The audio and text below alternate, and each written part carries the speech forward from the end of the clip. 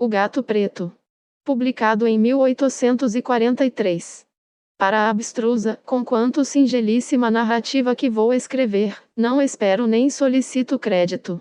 Doido seria eu se o esperasse, num caso em que os meus próprios sentidos repudiam a sua própria evidência.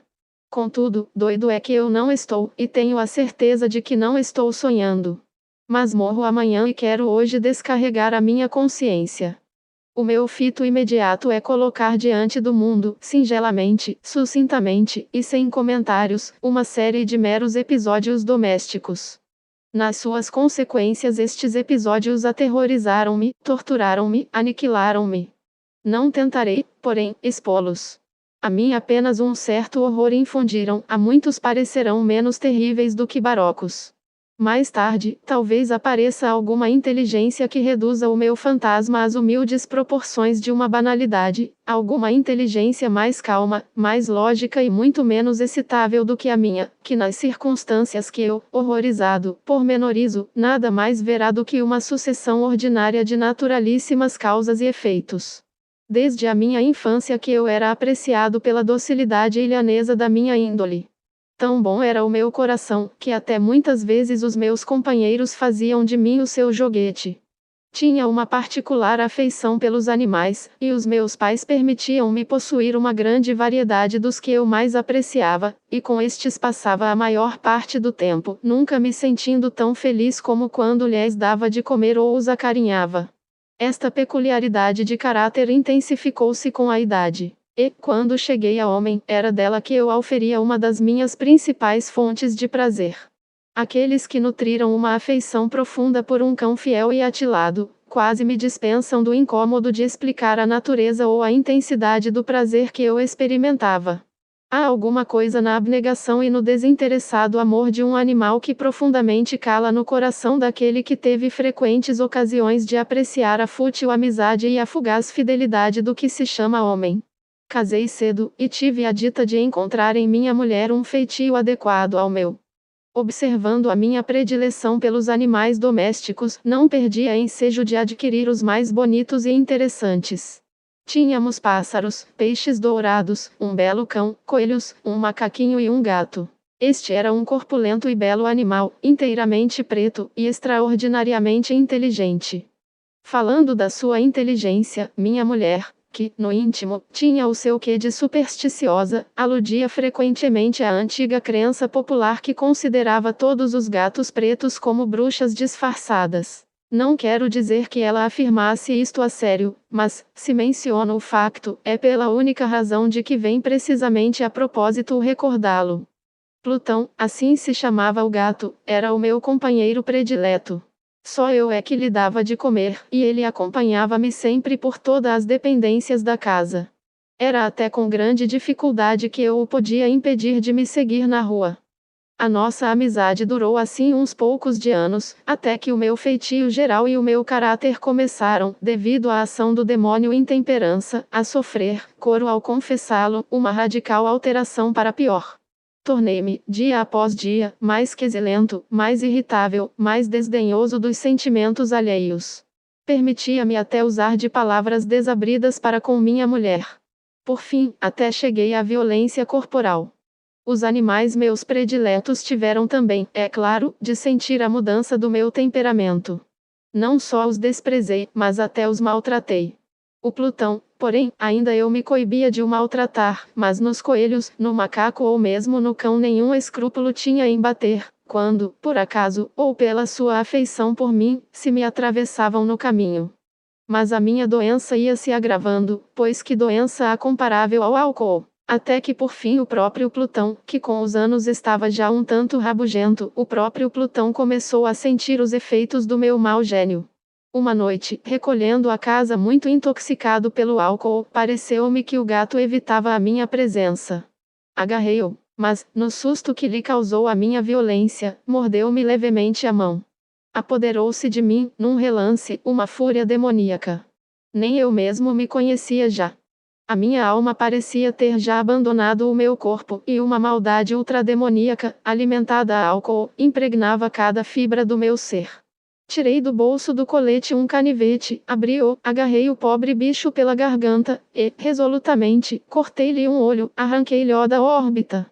Coro, ardo, tremo, ao descrever a abominável atrocidade. Quando, de manhã, recobrei a razão, depois de o sono haver dissipado os fumos da orgia noturna, experimentei um sentimento, meio de horror, meio de remorso, pelo crime que perpetrara. Mas era, na melhor das hipóteses, um sentimento frouxo e equívoco, e a alma mantinha-se indiferente. Atasquei-me de novo nos excessos, e não tardei a afogar em vinho toda a lembrança do ocorrido. Entre mentes, o gato foi-se lentamente restabelecendo. A órbita do olho perdido apresentava, é certo, um aspecto horrendo, mas o bicho parecia já não sofrer. Andava pela casa como de costume, mas, como era de esperar, fugia, espavorido, sempre que eu me aproximava. Restava-me ainda tanto do meu velho coração, que a princípio me magoava esta evidente aversão da parte de um ser que outrora tão meu afeiçoado se mostrara. Este sentimento, porém, depressa cedeu o lugar à irritação. E então surgiu, como que para meu final e irrevogável descalabro, o espírito da perversidade. A filosofia não interessa este espírito. Todavia, eu não estou mais certo de que a minha alma existe, do que o estou de que essa perversidade é um dos primitivos impulsos do coração humano, uma das indivisíveis faculdades primárias, ou sentimentos, que orientam e dirigem o caráter do homem. Quem, 1000 vezes, se não encontrou a cometer uma torpeza ou uma estupidez, sem outra razão do que a de saber que não devia fazer tal coisa? Não temos nós uma perpétua tendência para violar aquilo que é lei, simplesmente porque entendemos que é lei? Foi este espírito de perversidade, como ia dizendo, que veio apressar a minha derrocada final. Foi esta insondável ansiedade da alma de se molestar a si própria, de violentar a sua própria natureza, de fazer mal somente pelo prazer de fazer mal, que me instigou a prosseguir e finalmente a consumar a série de maldades que eu vinha infligindo ao inofensivo animal. Uma manhã, a sangue frio, enfiei-lhe o pescoço num laço e enforquei-o no galho de uma árvore. Enforquei-o com as lágrimas a correrem-me dos olhos e com o mais acerbo remorso no coração. Enforquei-o, porque sabia que ele fora meu amigo e porque sentia que ele nenhum motivo me dera para o maltratar. Enforquei-o porque sabia que, fazendo-o, cometia um pecado mortal que arriscaria tanto a minha alma como se eu a colocara, se tal fosse possível, para além do alcance da infinita mercê do misericordiosíssimo e terribilíssimo Deus. Na noite do dia em que perpetrei esta cruel façanha, fui acordado do sono pelo grito de fogo. Estavam em chamas os cortinados da minha cama. Toda a casa estava a arder. Foi com grande dificuldade que eu, minha mulher e uma criada nos conseguimos salvar. Foi completa a destruição. Perdi todos os meus haveres e abandonei-me, daí em diante, ao desespero. Conservo-me superior à fraqueza de procurar estabelecer uma sequência de causa e efeito, entre o desastre e a atrocidade. Mas estou pormenorizando uma cadeia de factos e não quero que fique um só elo imperfeito. No dia imediato ao incêndio, visitei as ruínas. Das paredes só uma ficara de pé. Era uma parede interior, não muito espessa, que ficava a meio da casa e a qual estava encostada à cabeceira da minha cama. A qual resistira aí, numa grande extensão, à ação do fogo, o que eu atribuí ao facto de a parede haver sido caiada recentemente. Em roda desta parede aglomerava-se uma densa multidão, e muitas pessoas pareciam estar examinando um certo pedaço dela com minuciosa e ávida atenção. As palavras estranho, singular e outras expressões similares excitaram grandemente a minha curiosidade. Aproximei-me, e vi, como que gravada em baixo relevo sobre a superfície branca da parede, a figura de um gigantesco gato. O desenho era de uma perfeição deveras maravilhosa. Em volta do pescoço do animal estava atada uma corda. Quando dei com os olhos nesta aparição, atingi o auge do pasmo e do terror. Mas, por fim, veio a reflexão em meu auxílio. O gato, lembrei-me, fora enforcado num jardim adjacente à casa. Ao ser dado o alarme de fogo, este jardim fora imediatamente invadido pela multidão, e uma pessoa qualquer de certo cortara da árvore o animal e atirara-o, por uma janela aberta, para dentro do meu quarto. Provavelmente isto fora feito com o fim de me acordar. As paredes, desmoronando-se, comprimiram a vítima da minha crueldade contra a cal recente. As chamas e o amoníaco do cadáver completaram a imagem que tanto espanto suscitava. Embora a minha inteligência eu apresentasse estas razões, que, aliás, não satisfaziam cabalmente a minha consciência, o facto é que o portentoso caso não deixou de impressionar profundamente a minha imaginação. Durante meses não pude ver-me livre do fantasma do gato. E, durante este período, voltou-me ao espírito um semissentimento que me pareceu, mas não era, remorso. Cheguei a lastimar a perda do animal e a procurar em roda de mim, por entre os torpes lugares que eu agora costumava frequentar, outro bicho da mesma espécie e um tanto ou quanto parecido com ele para suprir a sua falta.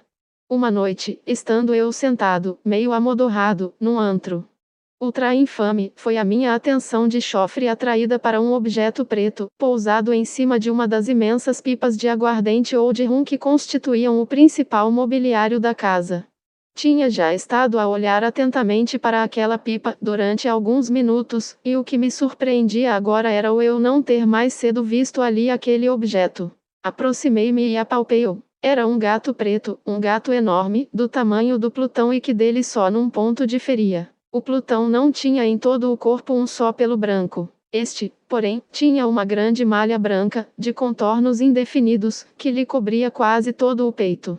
Mal o toquei, o gato levantou-se imediatamente, rosnou com força, roçou-se pela minha mão e deu mostras de satisfação por se ver alvo das minhas atenções. Era este, enfim, o bicho que eu andava procurando. Pedi imediatamente ao dono que mo vendesse. Mas este nada quis pelo animal, pois não sabia de onde viera, nunca o tinha visto. Continuei a afagá-lo, e, quando ia a retirar-me, o bichano mostrou-se disposto a acompanhar-me. Permiti-lhe que o fizesse, e de vez em quando, pelo caminho, baixava-me e dava-lhe umas palmaditas. Quando chegou a casa, familiarizou-se imediatamente, e dentro em pouco minha mulher tinha por ele uma especial predileção. Quanto a mim, devo confessar que daí a pouco comecei a sentir uma crescente antipatia por aquele animal. Era precisamente o inverso do que eu previra. Mas, não sei como ou por que foi, a sua evidente afeição por mim aborrecia-me e enojava-me. A pouco e pouco estes sentimentos de aborrecimento e nojo foram se transformando no azedume do ódio. Evitava o animal. E evitava-o, porque um certo sentimento de vergonha e a recordação da minha crueldade para com o outro, me inibiam de lhe fazer mal. Passaram-se semanas sem que eu lhe batesse ou de qualquer modo o maltratasse. Mas a pouco e pouco, comecei a encará-lo com uma repugnância inexprimível e a fugir silenciosamente da sua odiosa presença, como do bafo de um pestífero. O que, sem dúvida, mais fez com que eu odiasse o animal foi o ter descoberto, na manhã seguinte à sua vinda para minha casa, que, como ao Plutão, também lhe faltava um olho. Esta circunstância, porém, fez com que minha mulher lhe consagrasse maior estima, pois ela, como já disse, possuía, num alto grau, essa humanidade de sentimento que fora em tempo o meu característico apanágio, e o manancial de que brotavam muitos dos meus mais simples e mais puros prazeres. Com a minha aversão por este gato, porém, parecia aumentar a sua simpatia por mim. Seguia os meus passos com uma pertinácia que o leitor teria dificuldade em compreender. Todas as vezes que eu me sentava, deitava-se por baixo da minha cadeira, ou saltava-me para os joelhos, cobrindo-me das suas repugnantes carícias. Se me levantava, metia-se-me entre os pés e seguia-me assim para onde quer que eu dirigisse os meus passos, ou, então, fincava-me a roupa às compridas e aguçadas garras e trepava-me até o peito. Nessas ocasiões, eu ardia na ânsia de o matar com um murro, mas retinha-me de o fazer, já pela recordação do meu crime anterior, já, e principalmente, deixem-me imediatamente confessá-lo, por um absoluto medo do animal. Este medo não era precisamente medo de mal físico, e, no entanto, eu sentir-me-ia embaraçado para do outro modo o definir. Quase me envergonho de o confessar, mesmo, nesta cela da cadeia, eu quase me envergonho de o confessar, que o medo e o horror que o animal me infundira foram exacerbados por uma das quimeras mais banais que seria possível conceber. Minha mulher muitas vezes me chamou a atenção para a malha branca de que falei e que constituía a única diferença visível entre o estranho animal e o que eu matara. O leitor há de lembrar-se de que esta malha, apesar de grande, era indefinida no seu contorno. Mas, por transições muito lentas, transições quase imperceptíveis e que por muito tempo a minha razão se esforçara por repelir como fantasiosas, assumira finalmente uma forma rigorosamente nítida. Era agora a representação de um objeto que eu não posso nomear sem estremecer, e era por este motivo, mais que por qualquer outro, que eu execrava e temia o monstro e dele me teria desfeito, se o tivesse ousado. Era agora, dizia eu, a imagem de uma coisa hedionda, de uma coisa tétrica, da forca. Ó lúgubre e terrível engenho de horror e de crime, de agonia e de morte! Era agora eu o mais miserável dos miseráveis. E um bruto animal, cujo semelhante eu vilmente assassinara, um bruto animal a torturar-me, a mim, homem feito à imagem e semelhança de Deus, a torturar-me com as angústias mais incomportáveis. Ai de mim! Nem de dia nem de noite eu conheci mais a ventura do descanso. De dia o monstro não me deixava um momento só. De noite, acordava hora a hora de sonhos de indizível pavor, em que recebia na cara o bafo quente do bicho e sentia o seu enorme peso, um terrível pesadelo que eu não tinha força para sacudir, esmagando-me eternamente o coração. Sob a pressão de tais tormentos, os débeis restos de bondade que ainda havia dentro de mim não tardaram a sucumbir. Os pensamentos ruins tornaram-se os meus únicos íntimos, os mais negros e os mais ruins dos pensamentos. Passei a odiar todos os seres e toda a humanidade, enquanto, dos súbitos, amildados e indomáveis acessos de fúria a que eu agora cegamente me abandonava, era a minha resignada esposa, ai de mim, a mais frequente e a mais paciente das vítimas. Um dia acompanhou-me, por qualquer necessidade doméstica, ao subterrâneo do velho prédio que a nossa pobreza nos obrigava a habitar. O gato desceu comigo as escadas e, como me fizesse tropeçar, exasperou-me até a loucura.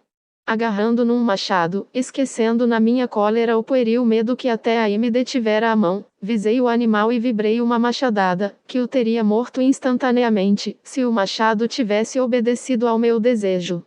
Mas o golpe foi sustido pela mão de minha mulher. No auge de uma cólera mais que demoníaca, desenvencilhei dela o braço e cravei-lhe o machado no crânio. Caiu morta imediatamente, sem um gemido. Consumado este horroroso assassínio, apliquei-me, com toda a decisão, à tarefa de esconder o cadáver. Sabia que não podia retirá-lo de casa, nem de dia nem de noite, sem correr o risco de ser visto pelos vizinhos. Atravessaram-me o cérebro muitos projetos. Umas vezes pensava em retalhar o cadáver em pequenos fragmentos e destruí-los pelo fogo. Outras vezes, resolvia abrir uma cova no chão do subterrâneo. Outras, decidia escondê-lo no poço do pátio. Outras ainda, achava que o melhor era metê-lo numa caixa com outras coisas, e mandá-la por um carrejão para longe de casa. Finalmente decidi-me pela solução que se me afigurou a melhor de todas, emparedar o cadáver, como se conta que faziam os monges da Idade Média às suas vítimas. Para isto era magnífico o subterrâneo. As suas paredes eram de tijolos e haviam sido pouco antes revestidas de cal grosseira, que a umidade da atmosfera não deixara endurecer. Além disso, numa das paredes havia um falso, restos antigos de uma chaminé ou de um fogão, que fora depois revestido de maneira a ficar igual ao resto do compartimento. Certifiquei-me de que podia prontamente deslocar neste sítio os tijolos, esconder o cadáver e tapar a parede, de maneira a ninguém poder enxergar o mínimo vestígio suspeito. E não me enganei neste cálculo. Por meio de uma alavanca de ferro, facilmente removi os tijolos, e, tendo cuidadosamente depositado o cadáver de encontro à parede interior, finquei-o nessa posição, enquanto, sem grande trabalho, pus de novo tudo tal qual anteriormente se encontrava. Com todas as precauções possíveis, arranjei cal e areia e apliquei sobre os tijolos uma camada, que não poderia facilmente distinguir-se da velha. Terminada a minha tarefa, senti-me satisfeito ao verificar que tudo estava nos devidos termos. A parede não apresentava o mais leve vestígio de haver sido bolida. Apanhei com o maior cuidado os detritos que caíram ao chão. Olhei triunfantemente em roda de mim e exclamei: até que enfim! Não foi em vão o meu trabalho. O meu primeiro cuidado foi, depois, procurar o animal que fora causa de tanta malvadez, pois resolvera, finalmente, matá-lo. Se tivesse podido apanhá-lo naquele momento, nenhuma dúvida poderia haver sobre a sua sorte, mas parecia que o astuto bicho, alarmado com a violência da minha fúria, evitava agora a minha presença. É impossível descrever ou imaginar a profunda, a abençoada sensação de alívio que na minha alma causou a ausência do detestado animal. Passou a noite toda sem aparecer. E, assim, por uma noite, pelo menos, desde que o trouxe para casa, eu dormi profunda e tranquilamente. Sim, dormi, mesmo com um assassínio a pesar-me na alma. Passaram-se mais 2 dias, e o meu algoz não apareceu. Respirei como um homem livre. O monstro, aterrado, fugira de casa para sempre. Nunca mais o veria. A minha felicidade era suprema. O meu negro feito pouco me inquietava. Haviam sido feitas umas investigações, mas a todas respondi com presteza. Tinham até feito uma busca, mas é claro que nada descobriram. Considerava assegurada a minha felicidade futura. No 4º dia depois do crime, entraram-me inesperadamente em casa uns polícias e procederam a uma nova busca em toda a casa. Certo, porém, da impenetrabilidade do meu segredo, eu nenhuma espécie de receio sentia. Os polícias pediram-me que os acompanhasse na busca. Não deixaram recanto algum por explorar. Por fim, pela 3ª ou 4ª vez, desceram ao subterrâneo. Nenhum músculo me tremeu. O coração batia-me serenamente, como bate o do inocente que dorme. Percorri o subterrâneo de lés a lés. Cruzei os braços sobre o peito e pus-me a passear, tranquilamente, de um lado para outro. Os polícias mostravam-se absolutamente satisfeitos e dispunham-se a retirar-se. O júbilo do meu coração era forte demais para poder ser reprimido. Ardia na ânsia de dizer uma palavra só que fosse, uma palavra de triunfo, que lhes duplicasse a certeza da minha inocência. Senhores, disse, finalmente, quando os polícias subiam as escadas, tenho muito prazer em ter destruído as suas suspeitas. Desejo-lhes saúde e um bocadinho mais de cortesia. A propósito, cavalheiros, isto é que é uma casa bem construída. No desvairado desejo de dizer alguma coisa, eu mal sabia o que dizia. Permitam-me dizer-lhes que é uma casa excelentemente construída. Vejam estas paredes, são de uma solidez a toda a prova. Ao proferir estas palavras, por mero frenesi de bravata, bati fortemente com uma bengala que tinha na mão, no sítio da parede onde estava oculto o cadáver da esposa da minha alma. Mas Deus me proteja e me livre das garras do demônio. Ainda bem se não tinha apagado o eco das pancadas, quando ouvi uma voz oriunda do túmulo. Um grito, a princípio abafado e entrecortado, como o soluçar de criança, e depois engrossando e dilatando-se até se transformar num berro longo, retumbante, absolutamente anômalo e inumano, um uivo, um grito ululante, misto de horror e de triunfo, como só do inferno poderia sair, simultaneamente, das gargantas dos réprobos na sua agonia e dos demônios que exultam com os sofrimentos das suas vítimas. Loucura seria falar dos meus sentimentos. Desmaiei e caí de encontro à parede. Por uns momentos, os polícias quedaram-se imóveis, nas escadas, no auge do terror e do assombro. Passados esses momentos, em que a surpresa os paralisara, 12 braços vigorosos atiraram-se à cauda parede. Caiu logo toda de uma vez. O cadáver, já muito decomposto e coalhado de sangue, surgiu, de pé, ante os olhos atônitos dos espectadores. Empoleirado sobre a sua cabeça, com a boca rubra distendida e o olho único faiscante, estava o hediondo animal, cuja manha me levara ao assassínio e cuja voz denunciante me entregava às mãos do carrasco. Havia entaipado o monstro dentro do túmulo da minha mulher.